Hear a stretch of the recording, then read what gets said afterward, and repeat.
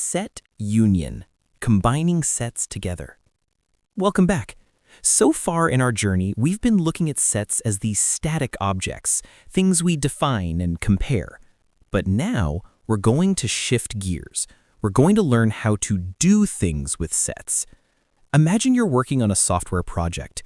You have a front-end team, Alice, Bob, and Carol, and you have a back-end team, Bob, Dave, and Eve. Notice that Bob works on both teams. Now, here's the question. If someone asks you, who are all the developers on this project, you need to combine these teams together. This simple idea of combining collections is what we call a set operation. And today, we're learning our first one, the union.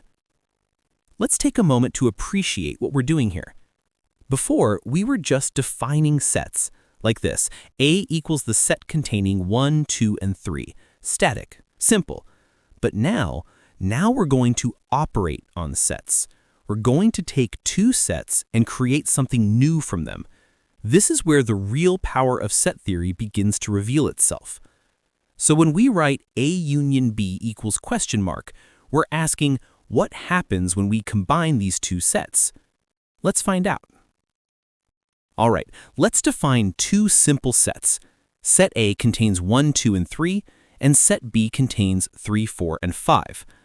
Notice something important here. The element 3 appears in both sets. Keep that in mind. Now, let's visualize this with what we call a Venn diagram. We draw two overlapping circles, circle A on the left and circle B on the right. These circles overlap because they share an element. Let me place the elements where they belong. The 1 and the 2, they're only in A. The 4 and 5, they're only in B. But the 3 is in the middle because it belongs to both sets. Now, here's the key question. What is A union B? Watch what happens. The union is everything, the entire shaded region. It's all the elements from A, all the elements from B combined together. So A union B equals 1, 2, 3, 4, 5. Every element that appears in either set. Now here's something absolutely crucial. Let's look at our sets again. A equals 1, 2, 3. B equals 3, 4, 5. The element 3 appears in both sets, right? But when we write the union, A union B equals 1, 2, 3, 4, 5, notice that 3 only appears once. This is fundamental. Sets contain distinct elements, no repeats, no duplicates. So even though 3 is in both A and B, we only list it once in the union. This might seem like a small detail, but it's one of the core properties that makes sets so powerful in mathematics and computer science. Let's make this precise. The formal definition of union uses set builder notation. It looks like this. A union B equals the set of all elements X such that X is in A or X is in B. Let me break that down in plain English. The union contains elements that are in A or in B or in both. As long as an element appears in at least one of the sets, it's in the union. The key word here is or. This is an inclusive or. It means one or the other or both. That's what makes the union so comprehensive. It captures everything. The Venn diagram makes this crystal clear. Here are our two circles again, A on the left and B on the right. When we take the union, we shade the entire region. Everything inside either circle is part of the union.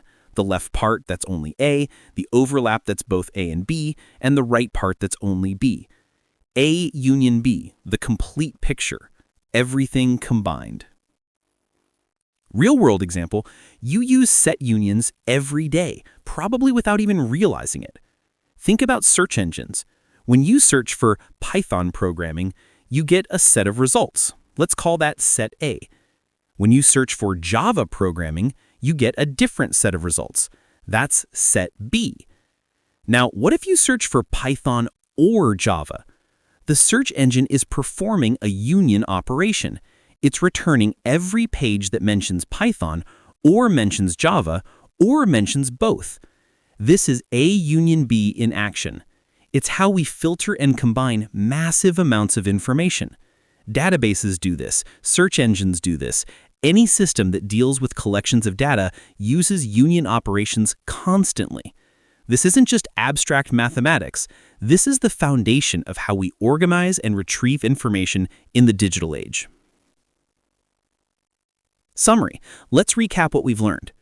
The union of two sets, written A union B, combines all elements from both sets into one new set. The formal definition: A union B equals the set of all x such that x is in A or x is in B. The symbol is this, U. It looks like the letter U. U for union. Easy to remember.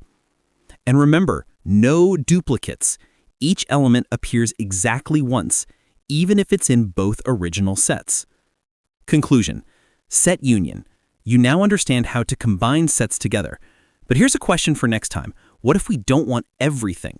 What if we only want the elements that two sets have in common, the elements they share? For that, we need our next operation, intersection.